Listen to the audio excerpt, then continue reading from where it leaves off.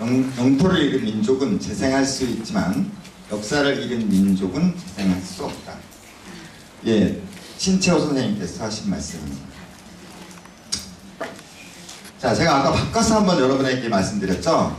역사를 잊지 않은 민족에게 미래는 있다. 예, 그럴 것 같습니다. 여러분 저기 혹시 시오니즘이라는 단어를 아시는 분 계신가요? 시오니즘. 시오니즘, 네. 그 선생님, 시오니즘이 뭐죠? 듣기는 들었는데 설명은 예. 고맙습니다. 저 정도만 아셔도 손 드셔도 됩니다. 시오니즘은 유대인에게 유대인으로 이루어진 나라를 건설하자라고 하는 유대민족의 민족운동이었습니다. 유대인의 민족운동.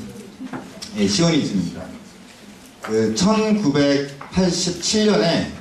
1987년이면 여러분 지금부터 100, 네, 하여간 좀 오래됐죠? 1897년. 죄송합니다. 제가 아까 쇼크가 컸어요. 1897년이면 여러분 이렇게 되는 거예요. 1897년이면 우리나라에서 어떤 일이 벌어졌냐면 1894년에 갑오경장, 95년에 을미, 96년에 아간파청, 97년에 광무개혁이 있었습니다. 네. 그래서 아니 뭐 여기 굉장히 저보다 더 잘하시는 분이 저 사실 참 한국학교 선생님들 앞에서 역사 강의한다는 게 얼마나 두려운 일인지 정말 요번에 실감했습니다. 아니 역사 강의를 해본 지도 정말 거의 10년이 다 돼가고 제가 역사를 준비를 해본 적도 없는데 이 나라에 와서 갑자기 역사 강의를 하라니 정말 제가 아는 정말 밀어붙이기 잘하시는 어떤 선생님 때문에 알았습니다. 자, 어쨌든 1897년 우리나라에 광무개혁이 있었던 그 해에 유럽에서 유대인 지도자들은 2명의 대표를 뽑아서 팔레스타인으로 정찰을 보냅니다. 실제 이야기입니다. 그 2명의 유대인들은 팔레스타인 지방에 가가지고 과거 이스라엘이 살았던 지역을 보고 돌아오죠. 그래서 정찰을 쭉 하고 그 사람들은 유럽에 있는 유대인 지도자들에게 이렇게 보고를 합니다. 신부는 곱고 아름답지만 이미 다른 남자와 결혼을 해야 한다. 이런 보고를 합니다. 신부는 곱고 아름답지만 다른 남자와 결혼을 해야 한다. 신부가 아무리 곱고 아름다우면 뭐합니까? 다른 남자랑 결혼해야 한다. 그러면 쳐다보면 돼요? 안 돼요? 돼요. 그 이스라엘 민족은 그 신부를 쳐다보게 됩니다.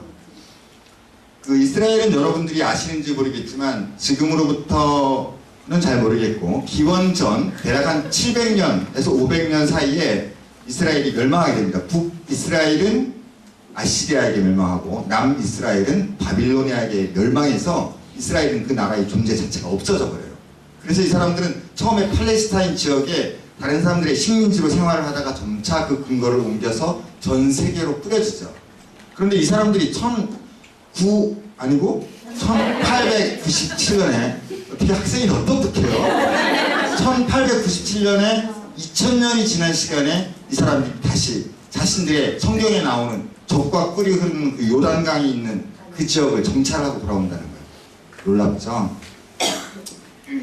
예, 그런데 여러분 이 이스라엘 민족은 결국 세계 2차 대전이 끝난 뒤에 그 자리를 차지하게 됩니다. 그래서 2차 대전이 끝나는 1948년에 당시 이스라엘의 건국의 아버지라고 부리는 벤구리온 들어보셨나요? 좀 이름이 구린가요? 벤구리온이라는 이 사람은 이스라엘의 건국의 아버지라고 불립니다. 우리나라에도 뭐 건국의 아버지라고 불리는 뭐 누가 있었는데 어쨌든 이스라엘의 건국의 아버지 벤구리온은 1948년에 유엔으로부터 팔레스타인 전체 지역의 56%에 해당하는 땅을 이스라엘 영토로 인정한다는 그런 획기적인 약속을 받아내고 그 지역에 차지하고 있던 영국이 완전히 5월 14일 날 그 지역에서 철수를 하게 돼요. 그래서 5월 14일은 이스라엘의 날입니다. 아직까지 이스라엘 민족들은 벤구리온이라는 사람을 굉장히 중요한 지도자로 꼽고 있어요. 여러분 이스라엘의 수도가 여러분 어딘지 아시는 분? 뭐 잘 몰라도 알 것 같거나 뭐 들으면 반갑습니다. 이스라엘의 수도가 어딘지 아시는 분? 예, 어디죠? 예루살렘 아닙니다. 대부분 예루살렘이라고 할 것 같아서 여쭤봤는데 저쪽에서 정답이 확 튀어나와요. 이러면 재미가 정말 없어요. 베들레헴.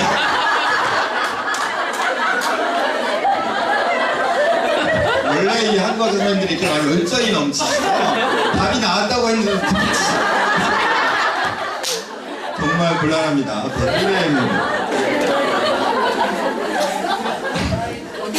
자, 그래서 테라비브가 정답입니다. 테라비브. 그 어느 학교 선생님이시죠? 네, 한민도 한글학교. 테라비브에 도착하면 그 관문인 공항이 있거든요. 그 공항의 이름이 벤구리온 공항입니다. 자, 여러분 이 벤구리온이라는 사람은 굉장히 존경을 받는 이스라엘의 사람들이죠. 근데 이 해에 이스라엘이 독립을 하게 되기까지 여러분 전 세계에 있는 여러 나라들이 이스라엘을 도와주게 돼요. 근데 물론 중동에 있는 나라는 아니겠죠. 자기네들의 터전을 빼앗기기 때문에 1948년 이후로 이스라엘과 굉장히 세게 부딪힙니다. 그래서 요르단을 중심으로 해가지고 시리아, 사우디 5개, 6개의 나라가 제1차 중동 전쟁, 2차 중동 전쟁에서 막 부딪히지만 결국은 이제 이스라엘한테 밀리게 되는데요. 어쨌든 처음에 이 이스라엘이 독립할 당시에 세계 여러 나라가 도와준다. 근데 아주 특이한 거는 미국이 이스라엘을 도와준 건 이해가 됐죠. 아직까지 계속 이렇게 짝짝꿍이 돼가지고 돌아다니니까. 근데 소련이 그 당시에 이스라엘을 지원합니다. 왜냐하면 소련이 이스라엘의 독립을 지원하는 이유는 크게 3가지 정도예요. 첫 번째는 소련이 소비에트 혁명을 일으킨 이론적인 배경을 확립한 사람이 누구죠? 이거 아시는 분? 아니, 자신 없습니다. 벤구리온이요?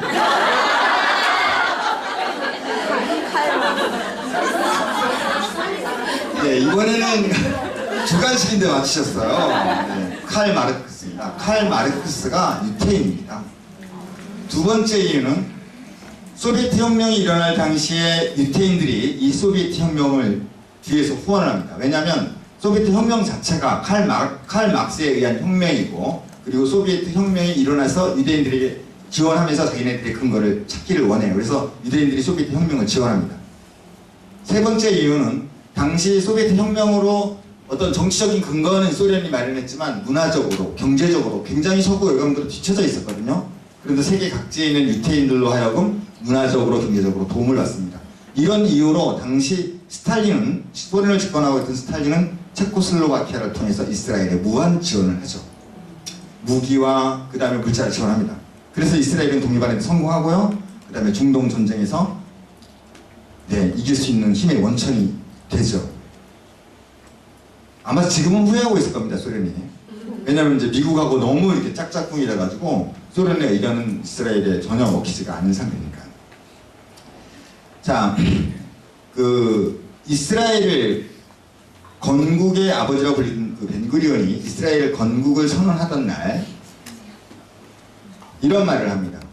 이스라엘 땅은 유대인의 탕생지다. 여기서 최초로 국가를 만들었고 책 중에 책을 세계에 전했다. 우리는 이곳에 이스라엘이라는 유대인 국가의 설립을 선언한다. 성경입니다. 이스라엘 사람들은 이 성경이 있었기 때문에 2000년이라는 시간이 지나서도 자기네들의 땅인 팔레스타인 지방을 잊지 못하고 그 팔레스타인 지방이 다른 남자와 결혼을 하는데도 불구하고 그 자리로 찾아 들어가게 되죠. 이건 뭐냐면 여러분, 역사를 잊지 않은 민족에겐 언젠간 자기네에게 미래가 있다는 확실한 증거가 되는 겁니다.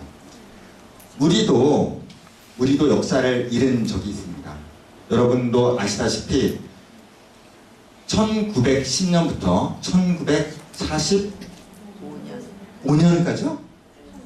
확실합니까? 네. 확실하죠. 세상에 이거 가지고 한국 선생님들이 아닌가? 이렇게 생각하시면 곤란하죠. 그러면 1945년까지면 몇 년이죠? 36년. 45 빼기 10인데? 36. 네, 36년이죠. 36년이면 여러분 긴 시간이에요? 짧은 시간이에요? 뉴질랜드에 온 지 30년 넘으신 분 손 들어보세요. 20년 넘으신 분 없어요? 10년. 10년은 많아요. 죄송합니다. 저는 10년도 안 됐습니다. 자, 그래서 저희가 일반적으로 법적으로는 우리나라가 일제하에 합병이 된 게 1910년입니다. 그리고 1945년에 저희가 독립을 하죠. 그런데 제가 오늘 여러분에게 말씀드리려고 하는 건 법적인 게 아니고 실질적으로 우리나라는 1905년에 일본의 영향력 안에 들어갑니다. 그 1905년에 어떤 일이 있었느냐면 을사조약 혹은 을사늑약이라고 하는데, 우리가 을사조약과 늑약의 차이는 그 법적 조각성, 즉 불법성이 있느냐 없느냐에 따라서 이제 부르게 됩니다. 자, 먼저 저희가 그 당시에 그 우리나라 주변을 감싸고 있던, 제가 준비는 정말 많이 했습니다. 이거를 왜 많이 했느냐면 잘하면 금방 할 텐데 이걸 하다가 이건가 저건가 막 정말 많이 배우면서 했습니다.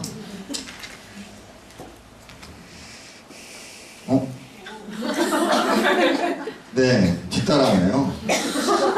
청나라는 우리나라에게 아주 오래전부터 직접 간접적으로 영향을 미치죠. 중국입니다. 이 청나라가 그 중화 사상을 가지고 그 세계의 중심이라는 생각을 가지고 있으면서 우리나라뿐이 아니고 우리나라 주변에 있는 모든 동아시아 혹은 남부아시아에까지 영향을 미치게 되는 나라가 청나라입니다. 그런데 이 청나라가 근대에 이르러서 중국과 프랑스에게 얻어터지게 됩니다. 왜냐하면 아편전쟁과 에로 사건 등으로 청나라가 서구 열강하게 얻어맞게 돼요. 피가 엄청 많이 났죠. 그래도 창피합니다. 그래서 이 청나라가 선택한 정책이 뭐냐면 이제 군사력을 우리가 키우자, 그리고 경제력을 키우자, 이렇게 프랑스하고 영국한테 배우게 돼요, 여러분. 그래서 청나라가 1850년대 60년대 이후로 자기네 방법을 갈아타겠는데, 근데 이게 굉장히 힘들었어요. 왜냐면 청나라 내부에서는 서구 열강의 모습을 따라가는 것 자체에 대해서 이 사대부들이 인정을 하지 않았거든요. 근데 이 아편전쟁과 에로 전쟁 사건 이후로 청나라가 자기들이 자존심을 버리고 군사기술을 배우게 돼요. 그래서 군사기술을 배워옵니다. 30년 동안 군사기술을 익히고 경제력을 키우는데, 우리가 이거를 중국의 근대화 중에서 뭐라고 하나요? 양모운동이라고 합니다. 어떻게 아셨어요? 아무도 얘기 안 하셨네. 자, 그 다음에 우리나라 주변에 있는 나라 또 하나, 러시아입니다. 이 러시아는 동쪽에 여기 안 있어. 이렇게 되면 어떻게 되나요? 동쪽 이쪽 부근과 이쪽 부근에 진출을 하기 원했습니다. 왜냐하면 이 사람들은 겨울철에 얼지 않은 항구를 원했거든요. 그래서 러시아는 남으로 내려오게 되는데, 이제 이 러시아의 남진을 굉장히 두려워했던 나라가 있어요. 왜냐하면 유럽 쪽에서 러시아의 남진하고 부딪힙니다. 그래서 다시 이번에 극동아시아에서 러시아의 남진과 또 부딪히는데, 그 나라가 바로 영국입니다. 그래서 우리나라 주변에 이렇게 세계 열강들이 이제 여러 가지 이유로 모이게 돼요. 또 하나 있습니다.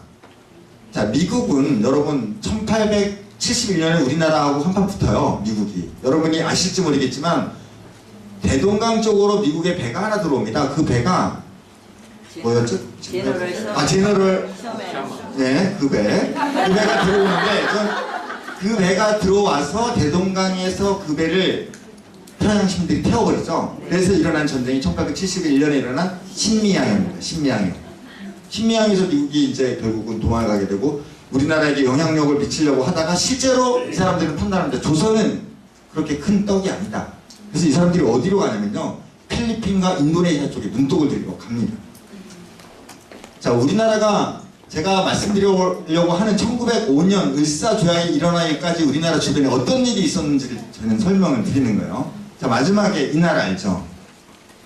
예, 일본입니다. 일본은 1868년에 메이지 유신이, 확실하지 않습니다. 혹시 선생님 계신가요? 1868년에 메이지 유신이 일어나게 되는데요. 그 이후로 일본은 어떤 모습으로 바뀌게 되냐면, 그 사무라이 중심의 어떤 그 장원 노동력 중심으로 운영되던 그 농업국가가 메이지 유신 이후로 공업국가로 탈바꿈하게 됩니다. 그래서 굉장히 많은 내부적인 변화가 생기게 되고, 사무라이들이 칼을 버리고 총을 들게 됩니다. 그 뒤에 일어나는 대표적인 변화는 굉장히 많은 양의 공업품들이 생산된다는 거예요. 뭐가 필요해요? 물건을 생산하려면 원료가 필요하죠. 원료를 가지고 수입해서 물자를 만들어서 내다 팔아야 되는데, 뭐가 필요하면 원료의 공급지가 필요하고, 또 그 물건을 내다 팔 시장이 필요해요. 그래서 여러분 이 당시에 근대화를 이룬 대다수의 국가들이 이걸 찾아다닙니다. 원료가 어디 있나, 시장이 어디 있나. 우리가 이런 국가를 뭐라고 부르냐면 네, 그렇게 당하는 국가를 식민지라고 부르죠. 그렇게 찾아다니는 국가는 뭐라고 부르죠? 제국주의라고 부릅니다. 일본이 극동아시아 쪽에서 처음으로 제국주의의 모습을 갖추게 돼요. 그 다음에 뭐 갑오 경장 이런 것들은 우리가 굉장히 편해요. 왜냐하면 갑으로 시작하는 건 몇 년이다? 다? 사로 끝난다. 사로 끝납니다. 을로 시작하는 건 뭘로 끝난다? 오로 끝난다. 을미사변, 을사변. 왜냐면 갑, 을, 병정, 무기, 경신, 임캐 10개잖아요. 그러니까 10개니까 똑같이 돌아가는 겁니다. 매년 1, 2, 3, 4 똑같이 들어가는 거니까 임진왜란은 뒤에 몇 년 뭘로 끝난다? 2년. 2로 끝난다. 이모군란은 뭐로 끝난다? 2로 끝난다. 뭐 몇 년인지 앞에 건 잘 모르죠. 자, 일본이 이렇게 우리나라를 중심으로 있었던 세계 열강을 여러분 어떻게 하냐면 화살표를 하나씩 지우게 돼요. 그래야 자기네가 조선을 차지할 수 있으니까. 여러분 일본이 그 청나라가 아까 뭘로 자기네 군사력을 키웠다? 아 여러분 그 수업 시간에 잘 안 듣는구나. 좀 전에 제가 뭐라 그랬어요? 청나라는 자기네들이 군사력을 경제력을 키우기 위해서 자기네들이 자존심을 버리고 뭐를 했나? 중국의 근대화 운동 중에 하나? 예, 이쪽이 훨씬 낫네요. 아까 처음에 저쪽이 낫더니. 양무운동을 벌이는데 그 양무운동을 근 20, 30년 동안 하면서 이 사람들이 군사력을 키워요. 이 당시에 대부분의 군사력은 어디에서 좌지우지 되느냐면 바다에서 좌지우지 됩니다. 자, 그래서 이 당시에 청나라가 굉장히 많은 해군력을 키우는데요. 1894년에 청일전쟁이 우리나라 강원도 앞바다에서 벌어집니다. 두 나라가 정말 다부지게 붙어요. 그래가지고 그동안 메이지 유신으로 군사기술을 키웠던 일본과 양무운동으로 자존심을 다 내버리고 군사력을 키웠던 청나라가 정말 동아시아에서 세게 부딪힙니다. 그동안 맹주의 자리를 확보하고 있던 청나라는 추워도 질 거라고 생각 안 했습니다. 그런데 대부분의 청나라의 함대가 저희 서해안에, 황해안에 다 수장돼 버리죠. 이 사건으로 청나라는 자, 잘 보세요. 요즘에 보면 뭐 센카쿠 여도인가요? 그 중국과 일본이 서로 영토 분쟁을 벌이고 있죠. 이때 빼앗긴 겁니다. 이때 빼앗겼는데 여러분 이 청나라의 청일 전쟁에서 지고 나서 청나라와 일본이 맺은 조약이 여기 적혀 있는 무슨 조약이다? 시모노세키 조약이다. 이거 제가 아마 1895년이 맞아요. 왜냐면 94년 전쟁이 끝나서 그 다음에 조약이 맺어진 것 같습니다. 1895년. 이게 틀릴 리가 없겠죠. 자, 그렇게 청나라는 조선에 대한 영향력이 사라져버렸어요. 자, 그 이후로 청나라가 중국이 극동아시아에서 자기네들이 다시 한번 패권을 차지하는 기회가 언제쯤 다시 돌아오나요? 언제 오나요?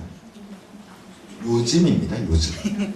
여태까지 계속해서 중국은 자기네들의 공산주의와 그 다음에 여러분 국공학자 알죠? 공산당과 민주당이 싸우게 됩니다. 민주주의가 싸우게 되면서 여러 가지 일을 겪고 그리고 나서 중국이 공산화되고 공산화가 돼가지고 경제가 어려워지니까 다시 또 시장을 개방하고 여러 가지 과정을 거쳐서 지금에서야 다시 군사력을 키우고 지금에서야 다시 일본과 맞짱을 뜨려고 준비 중에 있죠. 여러분 센카쿠 여도는 굉장히 여러 가지 의미를 가지고 있어요. 자, 그 다음에 자, 일본은 영국하고 동맹을 맺습니다. 왜 그러냐면 시모노세키 조약으로 영국이 조선에 대한 이익을 얻었지만 대신 어떤 일을 겪냐면 러시아와 프랑스와 독일이 일본을 견제합니다. 그래서 시모노세키 조약으로 이거 어디 갔죠? 시모노세키 조약으로 일본은 이 지역을 차지하는데 우리가 이 지역을 뭐라고 부르죠? 요동지방이라고 부릅니다. 요동지방. 대단하십니다. 자, 요동지방은 왜 요동지방이라고 부르죠? 요서의 동쪽 요하. 요하강의 동쪽. 야오강이죠. 예. 혹시 국사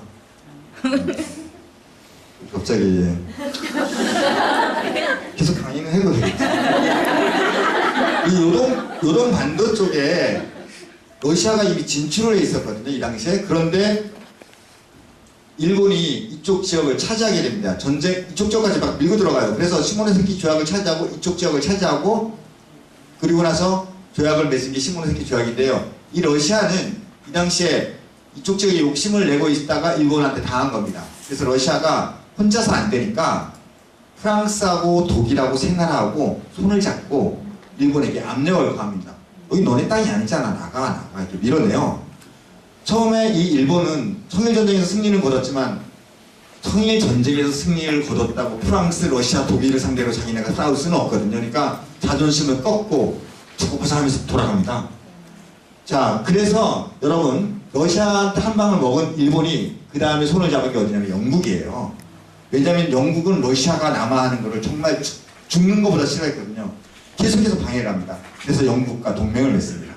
두 번에 걸쳐서 동맹을 맺는데 1902년하고 1905년 두 번에 걸쳐서 영국과 손을 잡아요. 자, 그렇게 해서 영국도 사실상 이런 극동아시아 쪽에서 영향을 줄이게 되는 거죠. 자, 그 다음에 이게 참 안타깝습니다. 우리는 여러분 미국을 참 우리의 우방이라고 생각하고 한 친근한 그런 모습으로 항상 대하는데 사실은 우리 근대사에서 보면 미국은 정말 우리에게 너무 많이 못할 짓을 합니다. 자, 1892년 이모군란이 일어나던 해에 미국하고 우리나라하고 조약을 맺어요. 이게 조미수호 통상조약입니다.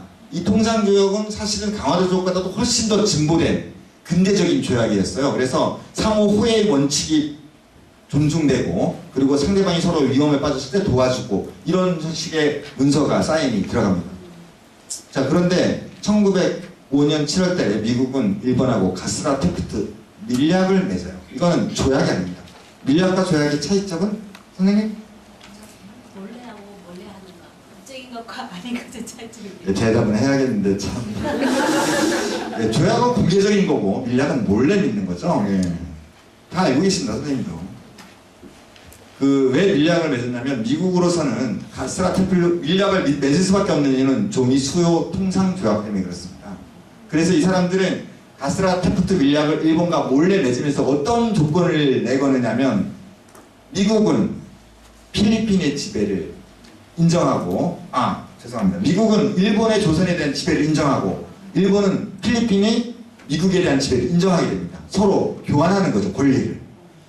그래서 미국까지 일본은 제끼게 됩니다. 그런데 이 가스라 테프트 밀약은요 1920년에 들통이 나게 되죠. 20몇 년대 죄송합니다. 25년 정도에 이 가스라 테프트 밀약이 들통이 나게 돼요. 그래서 이제 나중에 조선의 어떤 그 뛰는 학자들이 미국에까지 가서 항의를 하긴 했지만 이미 나라는 어떻게 됐다? 이미 망했다. 자, 화살표가 다 지어졌습니다. 이제 남은 나라가 어디예요? 저쪽 러시아죠. 일본은 좀 살짝 삼국 간섭이라고 우리가 아까 얘기한 삼국 간섭인데 삼국 간섭에서 삐져 있었어요. 상당히 러시아는 두고 보자. 근데 러시아가 여러분 세계에서 가장 큰 땅덩어리를 차지하고 있었고요. 러시아는 발틱 함대라는 세계 제1의 해군력을 자랑하고 있었습니다. 그래서 감히 함부로 덤벼들지 못하고 있다가 러시아가 시모노세키 조약, 영일동맹, 가스라 테프트 밀약까지 맺고 나서는 러시아와 전쟁을 벌입니다. 그래서 러시아와 죄송합니다. 가스라 테프트 밀약을 맺기 전에 이미 전쟁은 벌이죠. 그리고 나서 러시아와 어떻게 되냐면 조약을 맺게 되는데 러시아와 승리를 하죠. 러시아를 쳐들어갈 때 일본은 자 보세요. 여기서 우리가 독도 얘기를 좀 해야 되는데 러시아와 전쟁을 치르기 위해서 일본이 우리나라 정부에 이런 걸 요구합니다. 나는 경의선과 경인선을 깔아야 된다. 왜냐하면 물자를 북쪽으로 수송해야 되고 그렇기 때문에 너네가 가지고 있는 계획된 금액을 나에게 줘라 내가 공사해줄게 이렇게 됩니다. 어떤 사람들은 이런 얘기를 가끔 하는 사람들이 있어요. 혹시 여기 내가 일본 사람이다 하시는 분 있나요? 없죠? 가끔 이런 얘기를 하시는 분들이 있어요. 일제시대 때 그래도 일본이 척도를 깔아주지 않았느냐라고 합니다.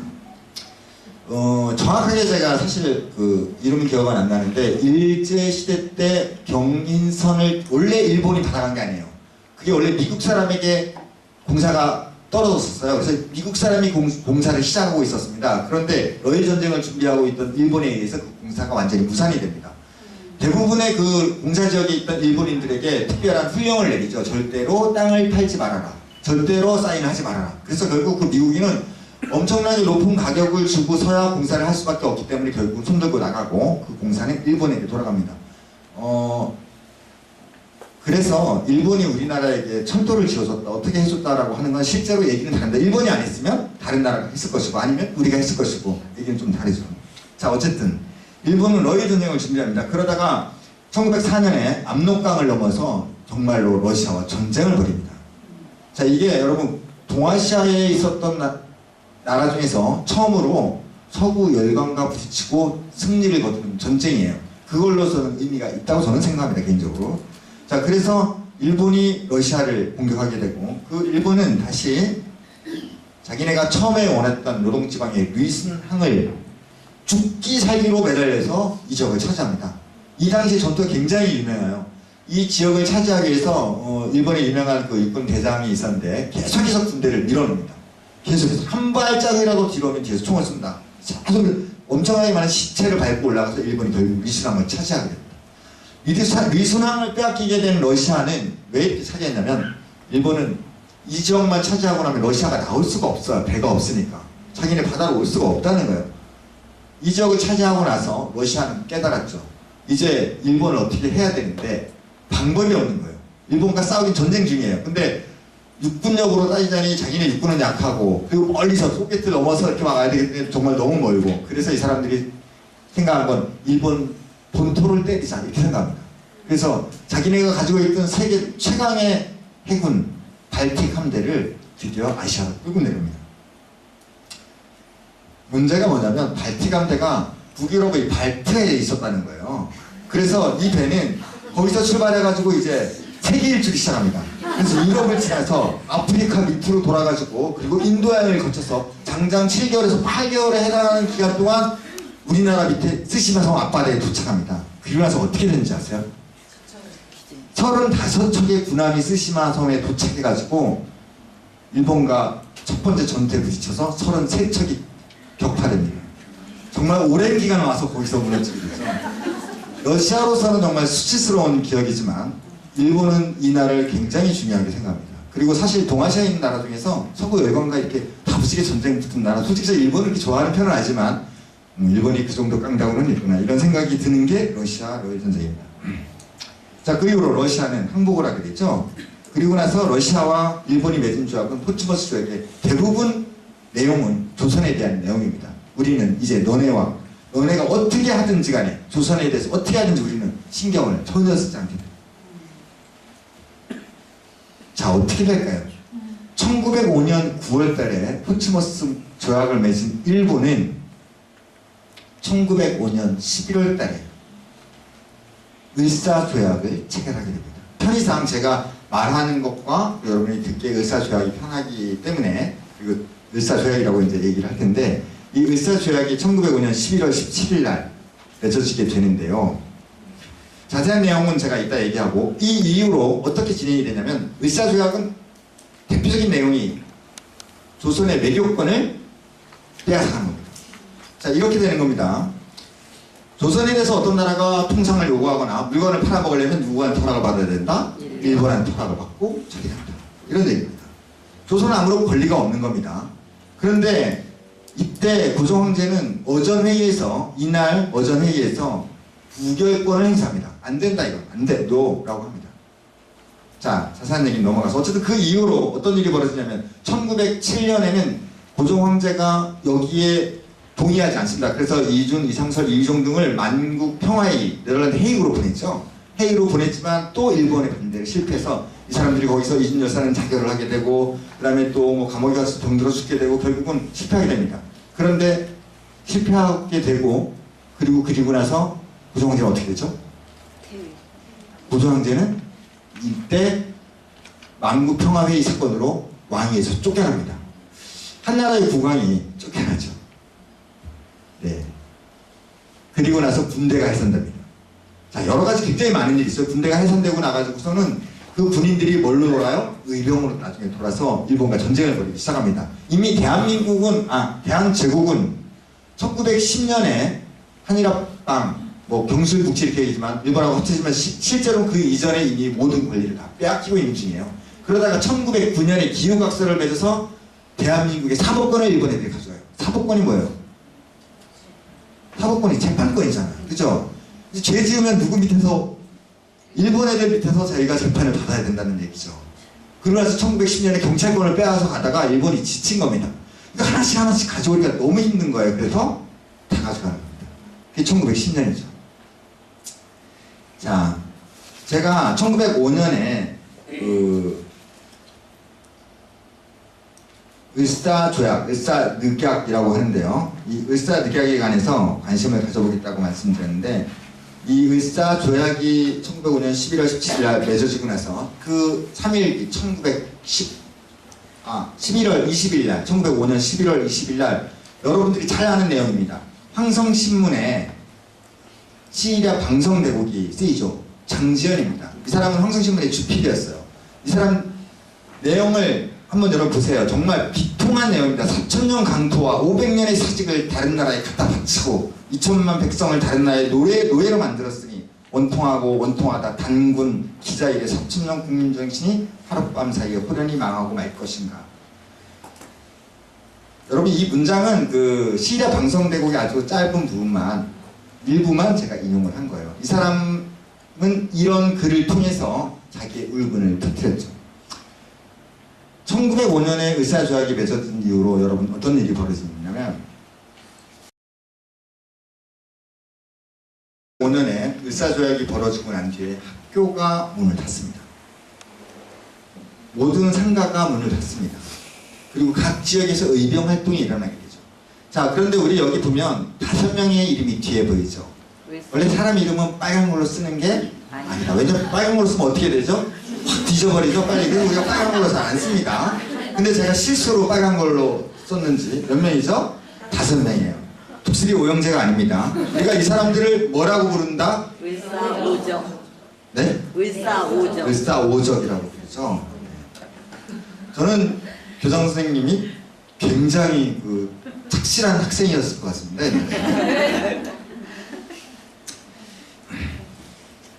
자, 여러분이 이 이름을 잘 기억하셔야 돼요. 우리나라를 고종 황제의 반대를 무릅쓰고 이 사람들은 당시 일본의 전권대사 하야시와 사인을 합니다.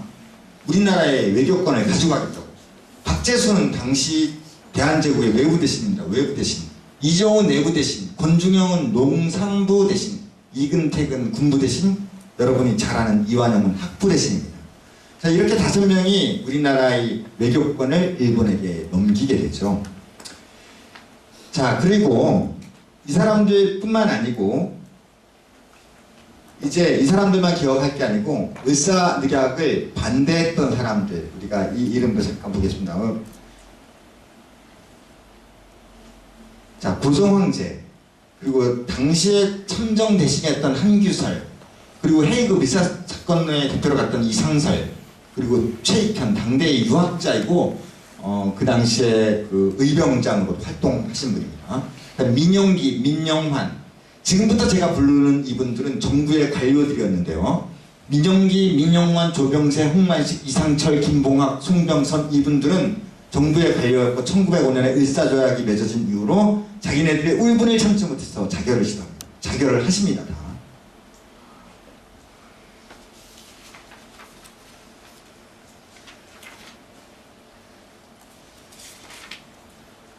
네, 그리고 최익현과 여러분의 이제 의병장들이 각 지역에서 의병 활동을 하시고, 그리고 모든 2천만 국민 모두가 을사조약에, 을사늑약에 아마 반대했을 것이다.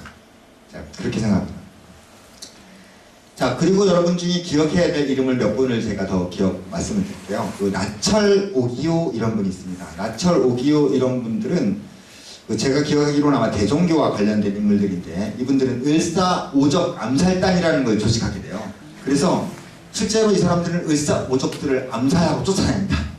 물론 그 중에서 성공을 하지 못하지만 을사오적의 집에다 불을 지르고, 그리고 당시 친일단체로 가장 유명했던 단체가 일진회라고 있거든요. 그 일진회의 그 수장이 누구냐면 송병준이라는 인물이에요. 이 송병준을 이제 잡으러 다니기도 하고 굉장히 많은 의병 활동을 시작하죠.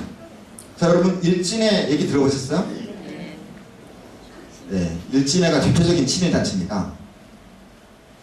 여러분들 중에 혹시 오해가 있으실까봐 제가 상당히 걱정스러운데요. 근현대사를 하시면 여러분 굉장히 밀접한 현대사와의 밀접한 관계가 있어요. 그래서 제가 어느 선까지는 건드리지만 그 뒤로는 제가 차마 말씀을 못 드리는 부분이 있는데 팩트로 나와 있으니까 제가 한 가지만 말씀드리겠습니다. 일주일 전에 미국 국가기록원에서 이런 문서가 발표됩니다. 전직 대통령 이승만이 1905년 8월 달에 미국을 방문합니다. 1905년 8월이면 우리가 지금 배우고 있는 을사늑약보다 불과 몇 달 전이죠. 미국을 방문해서 이 사람은 미국의 당시 대통령과 정부 관리들을 만나면서 뭐라고 하냐면 나는 일진의 대표 자격으로 왔다. 보셨나요? 뉴스를? 네, 일진의 대표 자격으로 왔다. 이렇게 얘기합니다.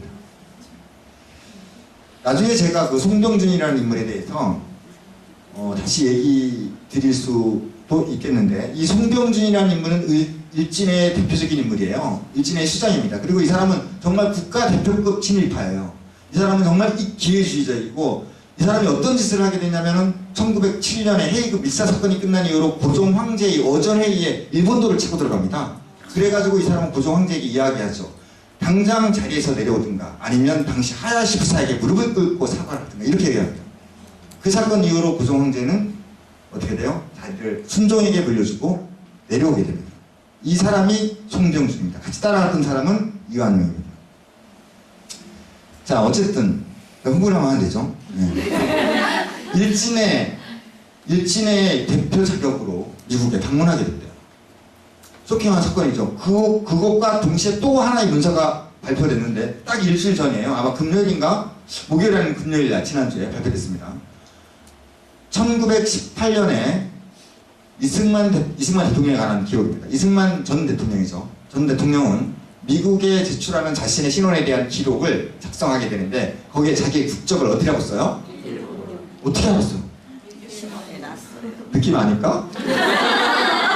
신문에 났어요. 신문에.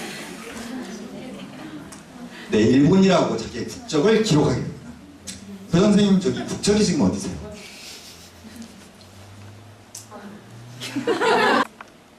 어디 있죠? 네. 이승만 대통령이 이 당시에 발견된 이 문서에는 자기의 본인의 국적을 일본이라고 적고 그리고 자신의 직업을 하와이 항구학교 교장이라고 적습니다. 괜찮습니다. 이 당시에 국적을 미국이라고만 적었다 하면 아무런 문제가 되지 않았을 거예요. 지금 교 선생님이 일본이라고 적은 것도 아니고 뉴질랜드라고 관계없습니다. 괜찮습니다. 네, 그렇군요. 네. 죄송합니다. 네, 어쨌든 참 서글픈 뉴스죠. 근데 참 한 가지 특이한 점은 이승만 대통령이 1918년에 본인의 인적사항을 그렇게 기록을 하고 나서 1919년에 상해 임시정부의 초대 대통령이 되죠. 참 곤란합니다. 이 사람은 우리가 뭐라고 부르냐면 건국의 뭐라고 부르죠. 네. 그러다가 나중에 이분이 다시 어디로? 하와이로 쫓겨가시죠. 이런 얘기까지는 하면 안 되죠. 사실이죠. 쫓겨갔습니다. 괜히 쫄았네. 차일구에 의해서 쫓겨나고 거기서 죽게 됩니다. 자, 얘기가 나왔으니까 우리가 송병준하고 이완용에 대해서 잠깐만 더 얘기할게요. 이 두 인물이 제가 아는 한 최대의 국가대표 친일파인데요. 이 선수들은 특별히 이제 이완용 같은 선수는 어떤 짓을 하느냐면 나라를 팔아먹는 것과 더불어 1910년에 우리나라와 일본의 합병을 주장하고 있는 송병준에게 질투를 합니다. 그래서 자기가 먼저 라고 나서게 됩니다. 그래서 송병준과 이완용이 서로 둘이서 견제와 시기를 하면서 한국을 서로 빨리 팔아먹으려고 해요. 여러분 안중근 의사가 쏴 죽인 사람이 누구죠? 이토 히로부미죠. 당시 일본 정세는 한국에 대한 정세는 두 가지 입장이 있었어요. 하나는 당장 한국을 집어먹자. 또 하나는 아니다. 천천히 지금 때가 아니다. 기다려야 된다. 여론이 좋지 않다. 라고 했는데 여러분 의외로 이토 히로부미는 후자입니다. 기다리자. 전자는 누굴까요? 여러분 들어봤는지 모르겠지만 데라우치 총독 이쪽입니다. 쉽게 말해서 이또는 외교 출신이고 데라우치는 군인 출신입니다. 성격이 급하죠. 일단 가지고 오고 그 다음에 해결하자 이런 식입니다. 자, 이완용의 후손이 여러분 아직도 살아서 무슨 짓을 하고 있느냐면, 여러분 사실 그 당사자가 나쁘지 후손이 나쁜 건 아니에요. 왜냐면 후손은 뭐 우리 아버지는 아닐 테고 할아버지가 그런 짓을 했는데 아 나 정말 반성한다, 그러면 괜찮습니다.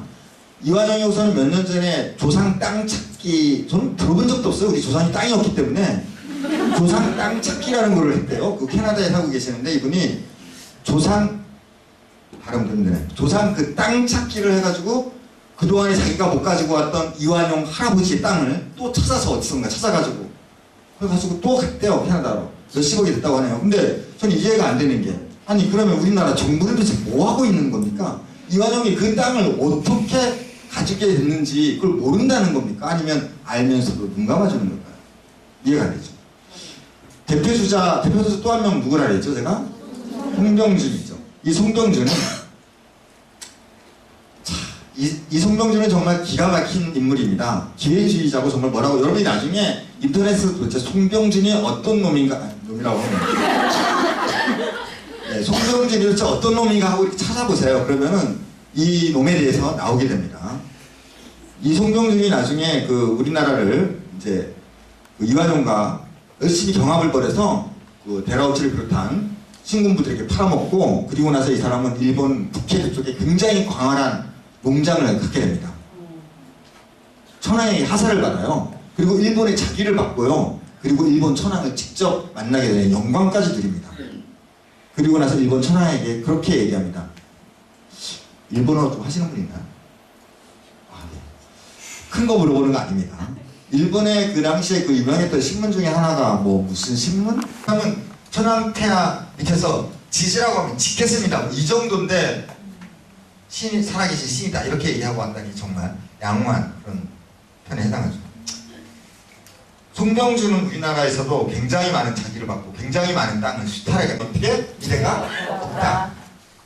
자, 우리가 역사를 기억해야 되는 이유를 제가 이따 말씀드릴 겁니다. 잡아다 가두고 그런 일을 했을까요? 천만과 윤보선 박정희 정부 때 굉장히 자리를 잘 차지하신 분입니다. 구현수의 아들 구모 씨는 당시 구현수의 모든 권력을 기반으로 돈을 모아서 은행에 취직을 합니다. 동양 척식회사와 쌍벽을 이루던 조선은 경제수탈 기반이었 조선은행에 취직해서 이 사람이 조선은행에서 온갖 불법을 저지르게 되죠. 그런데 여러분, 해방 이후에 이 구현수의 아들인 이 구모 씨는 조선은행의 부총재로 해방 이후에 임명이 돼요. 그리고 나서 다시 어디로 가는지 아십니까? 한국은행의 초대 총재가 됩니다. 자, 그래서 제가 말씀드리기가 힘듭니다. 그리고 나서 대한청탕공사 사장으로 가고요. 그 다음에 산업은행 총재를 해먹고, 그리고 나서 온갖 순장을 다 받아요. 가끔, 자, 여기 뭐 공무원들 없으시죠? 가끔 보면은 정치를 못 하시니까, 그런데 정치를 잘 하시는 분들 중에서는 또 나는 벌을 받지 않는다, 이걸 믿고 계시는 분들이 있어요. 이거 왜 그럴까요? 자, 그런데 제가 오늘 아까 말씀드렸지만 도대체 왜 이렇게 답답한 내용만 여러분하고 하고 있는 걸까요? 왜 이렇게 우울한 역사만, 신나고 재밌는 역사는 안 하고 우울한 역사만 여러분과 이야기를 나누는 걸까요? 그 이유가 여기 있습니다. 문명은 역사 속에서 반복된다. 아까 어떤 그 선생님이 말씀하셨죠. 또 하나, 기억하지 않은 역사는 되풀이된다. 제가 오늘 여러분에게 말씀드리려고 하는 핵심 주제는 이겁니다.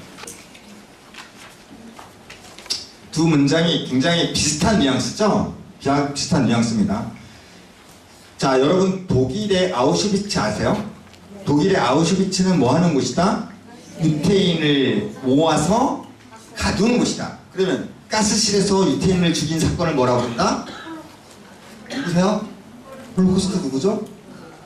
굉장히 네, 역시 그 와이카토 좋습니다. 홀로코스트라고 부릅니다. 그런데 지금 독일은 어떤 교육 과정을 거치고 있느냐면 모든 학생들에게 아우슈비츠를 견학하게 합니다. 모든 학생들에게 홀로코스트를 알립니다. 독일에서 만약에 홀로코스트를 부정하면 처벌을 받습니다. 범죄자가 된다는 거죠. 자, 여러분 뭐가 느껴져요? 일본하고 많이 차이가 납니까 안 납니까?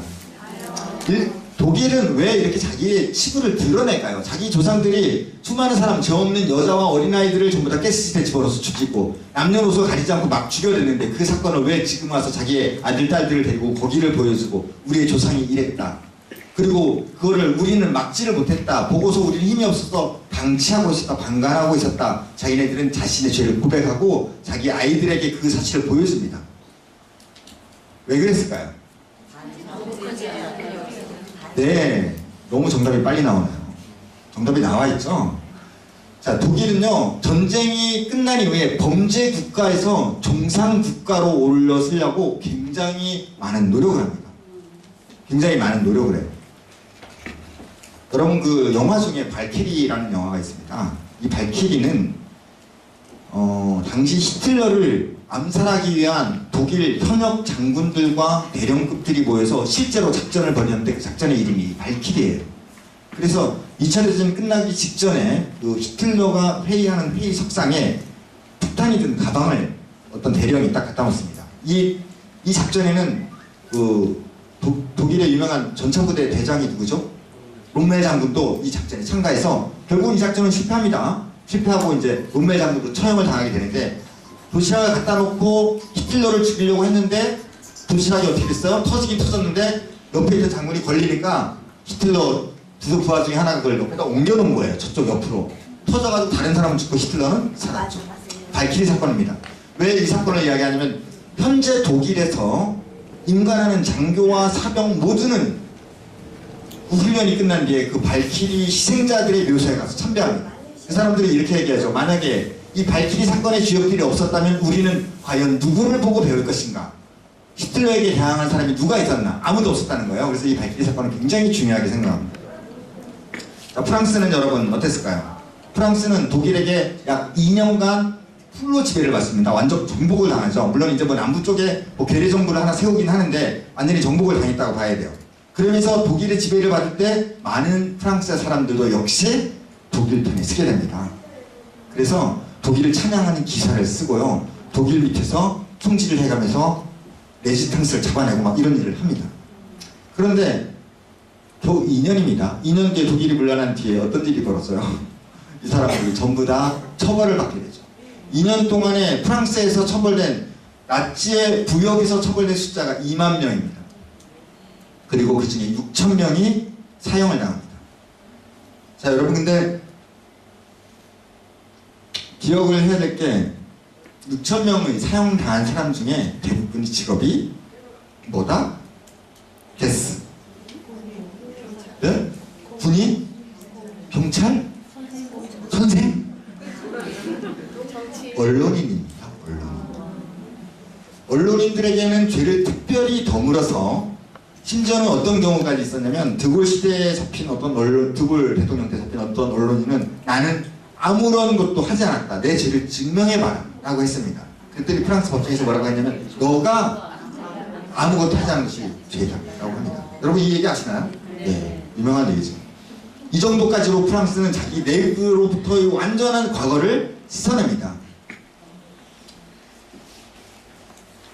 자, 여러분 그 일본이 그 뉴스에서 보면 이런 얘기를 하죠. 군사 대국화를 한다? 우경화가 된다? 이런 얘기를 하는데 우리가 이 얘기하다가 아 쟤들 왜 저래? 라고 했더니 저랑 같이 일하는 어떤 친구가 하나가 아이고 뭐 일본 애들 뭐 한다고 뭐 하겠어? 옛날하고 달라. 걔들 뭐 해봐야 우리나라 60만 군대하고 걔네 뭐 15만하고 붙어봐야 잽도 안 돼 이러더라고요. 저는 어디 군사력이 센가를 걱정하는 게 아닙니다. 여러분 과거를 일본은요 자기네 과거를 숨기죠.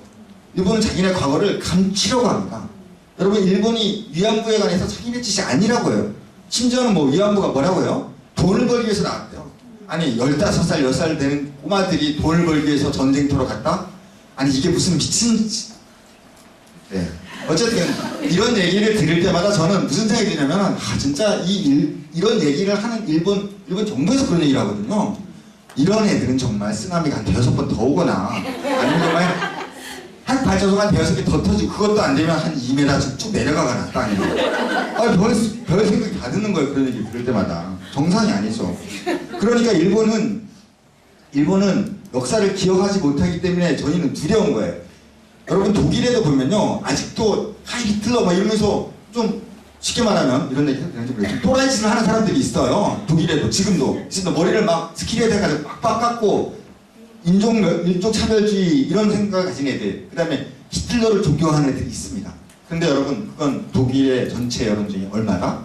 정말 0.1%도 안 돼요. 왜냐면 이 사람들은 어렸을 때부터 계속해서 뭐를 배웠어요? 아우슈비츠를 보고 배웠죠. 거기를 매일 가서 반성을 하죠. 그 다음에 홀로코스트를 배웁니다. 이게 잘못됐다는 걸 알아요, 독일은. 근데 일본은 어때요? 일본도 그런가요? 일본은 자기네 역사를 감춥니다. 있어요. 그 학교는 자본이 일본에서 들어옵니다. 운영진이 일본 애들이라는 거죠. 근데 그 학교가 시티에 있다가 그 어디지? 힐스보로인가? 그 남쪽에 브라하우스 베이. 어떻게 하세요? 학교 관계자들하고 그다음에 공사를 했던 저와 한국인 2명, 그다음에 키 프로젝트 매니저 한 2~3명, 그다음에 일본 아이들이 한 10~100명 정도가 어떤 저녁 식사를 한번 하고 그리고 나서 2차에 저는 깜짝 놀랐습니다. 이 친구가 그 얘기 끝나자마자 갑자기 모든 자기네 일본인 사람들을 다 불러 세우더니 이렇게 얘기하는 겁니다. 너네 알고 있느냐? 미국과 전쟁을 벌여서 승리한 나라는 지구상에 일본밖에 없다 이러는 거예요. 그래가지고 아니 또 이건 무슨 얘기지? 프라이드만 가지고 있어요. 그러니까 이 나라가 군사력이 커지면 어떻게 된다? 애들이 위험해집니다. 위험해집니다. 저희는 그걸 경계하는 겁니다. 만약에 독일에서 군사력을 키운다면 어떻게 되겠어요? 그다지 걱정이 안 되죠. 왜냐면 독일에 있는 사람들은 이미 자신들의 그런 과거에 대해서 처절하게 반성하고 있는 사람들이에요. 저는 그렇게 믿고 있습니다. 생각해볼 문제죠. 우리는 어떤가?